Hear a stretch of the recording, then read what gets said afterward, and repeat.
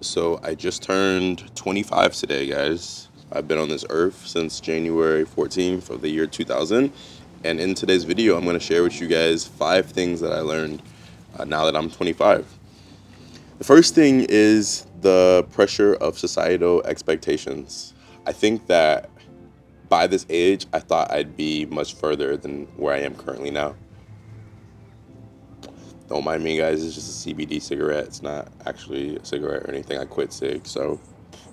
But yeah, just like the pressure of societal expectations. I feel like when I was a kid, when I was a teenager, if I heard somebody was 25, in my head I was like, oh, that person has everything figured out probably. That person's an adult. They're 25 years old. Like, they are a full-grown adult that should have a career, probably like a husband or a wife, all these different like societal things. But here I am, 25.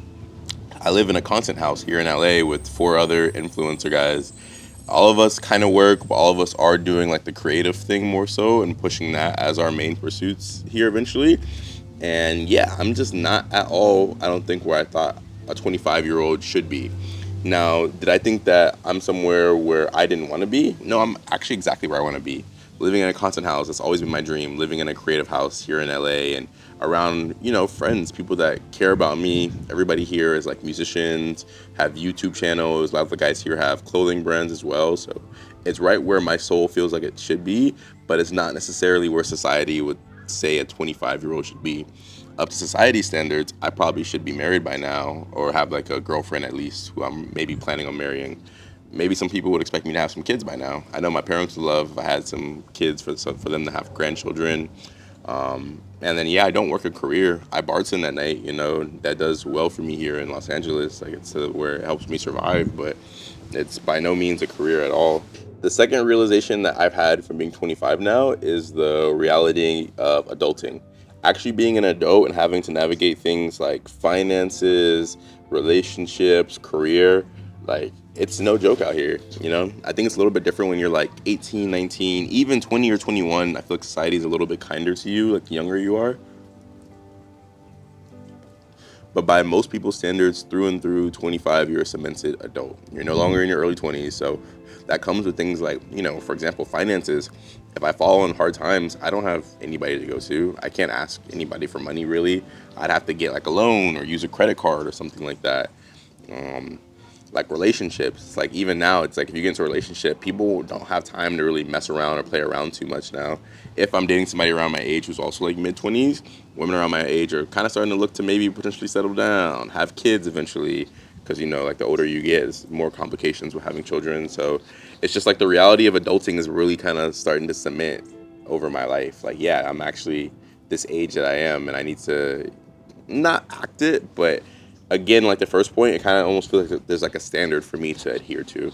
A third point that I feel like a lot of you guys will relate to is just the uncertainty and the anxiety that comes with the unknown. So what I mean by that is, like, I guess this can apply to somebody at any age, but just not knowing basically what comes next. I'm here in this content house until the summer, but after this, it's like I have a plan and I have goals for where I'm gonna go and what I know I'm gonna exceed. But there always is like that unknown uncertainty of like what lies behind that next curtain. What's next for me in my life? Am I gonna be traveling and living in a different country? Am I gonna meet the woman of my dreams and finally settle down and maybe get married one day?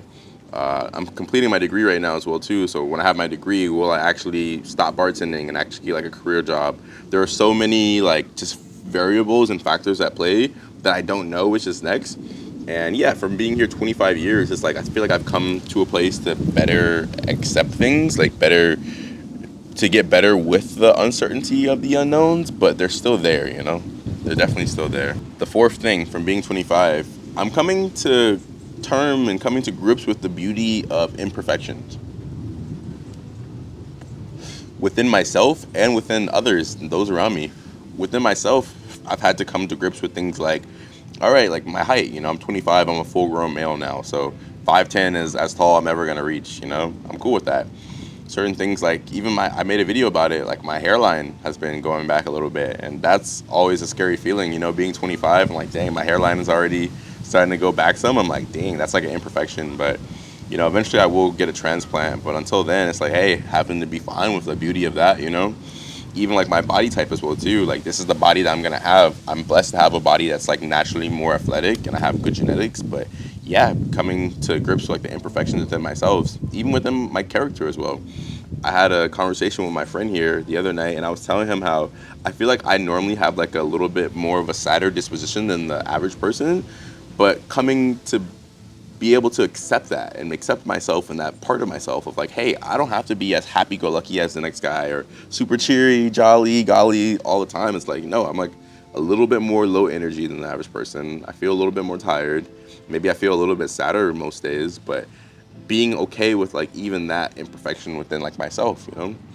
Same thing with other people. I had a conversation with a friend talking about basically like the imperfections of like other people, and this context I was talking to him about was the reality of like dating and like, okay, like maybe this girl might not be the most beautiful girl, but I found out that not everything is just looks, you know? Not everything is just like, okay, this girl is like the hottest and should be the best for me. It's like, no, there have been women in my life that have been objectively not as attractive as other women I've been with, but we've had such a better connection. We've had such a better sexual connection. We could talk about everything and nothing like all the time, and like learning that, you know, like when you do have certain things like that in your life, not to devalue them or take them for granted, you know, to actually be like grateful and proud of them, you know?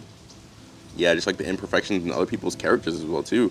I've had certain friends that like, you know, maybe they're not the type of friend that necessarily I would like them to be, or I would want them to be a different way, but realizing, hey, this is how this person is, and there's such a beauty in that, them being themselves, you know, like how I want to be myself. I should be grateful for other people being themselves all the time. And the fifth thing, the fifth realization I learned from being 25 is the importance of finding your own path.